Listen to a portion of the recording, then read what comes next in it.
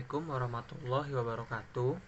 Yang terhormat Ibu Anissa Safitri selaku tutor mata kuliah Bahasa Indonesia dan teman-teman semua yang saya banggakan. Perkenalkan, nama saya Muhammad Rizal Saputra dari UPBJJ UT Bogor dari jurusan akuntansi.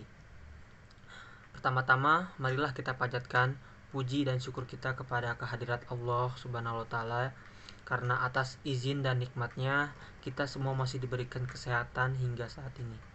Pada kesempatan kali ini, saya akan menyampaikan suatu gagasan dengan topik yang berkaitan dengan COVID-19 yang berjudul penyebaran COVID-19 yang terjadi di Indonesia. Penyakit virus corona atau yang kita sebut sebagai COVID-19 merupakan penyakit menular yang disebabkan oleh virus SARS-CoV-2. COVID-19 dapat menyebabkan gangguan sistem pernafasan, mulai dari gejala yang ringan seperti flu hingga infeksi paru-paru seperti pneumonia. Diketahui bahwa virus ini disebabkan oleh hewan dan mampu menjangkit dari satu spesies ke spesies lainnya, termasuk manusia, melalui percikan liur yang dihasilkan saat batuk atau bersin. Seperti yang kita ketahui, penyakit ini pertama kali terjadi di kota Wuhan, Cina pada akhir Desember 2019. Virus ini menular dengan sangat cepat dan menyebar ke sejumlah negara termasuk Indonesia pada tanggal 2 Maret 2020. Presiden Joko Widodo mengumumkan adanya 2 orang warga negara Indonesia yang terkonfirmasi positif COVID-19. Saat itu, diketahui bahwa pasien 1 mendatangi klub dansa di sebuah restoran di Jakarta Selatan dan melakukan kontak yang cukup dekat dengan seorang warga negara Jepang yang tinggal di Malaysia. Pasien 1 kemudian tertular virus corona dari warga negara Jepang tersebut karena warga negara Jepang itu dinyatakan positif COVID-19 setelah meninggalkan Indonesia. Sedangkan pasien kedua, yang merupakan ibu dari pasien pertama, tertular saat merawat anaknya tersebut setelah kasus pertama COVID-19 di Indonesia yang dikonfirmasi pada tanggal 2 Maret 2020. Hasil pemeriksaan menunjukkan bahwa terdapat 3 pasien lagi yang dinyatakan positif COVID-19. Ketiga pasien tersebut diketahui berada di restoran yang sama dengan pasien 1 pada 14 Februari 2020. Dan sejak saat itu, kasus corona terus meningkat di Indonesia hingga saat ini. Tercatat bahwa terdapat 4,25 juta kasus COVID-19 di Indonesia dengan total 144.000 orang meninggal dunia. Pandemi COVID-19 di Indonesia telah berdampak di berbagai bidang perekonomian, pendidikan, maupun kehidupan sosial.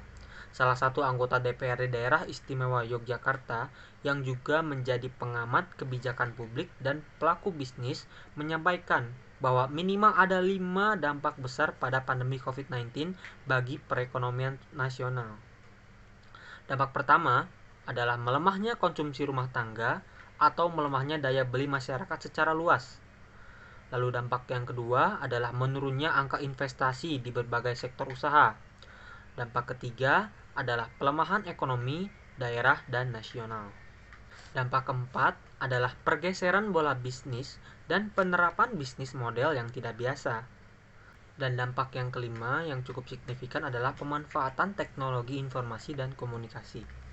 Selain berdampak di bidang perekonomian, pandemi COVID-19 juga berdampak pada bidang pendidikan, yaitu sebelumnya pembelajaran dilakukan secara tatap muka, akan tetapi pada masa pandemi seperti ini, sistem pembelajaran tersebut tidak berlaku lagi karena kebijakan pemerintah untuk menerapkan social distancing atau pembatasan sosial yang dilakukan di Indonesia selama 2 minggu.